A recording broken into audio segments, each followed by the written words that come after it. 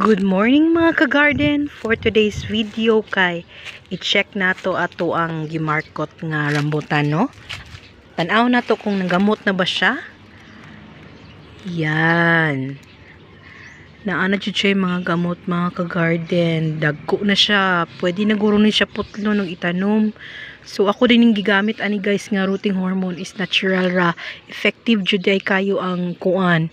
Aloe vera nga rooting hormone para sa mga markot ug magmarkot pong mga kahoy.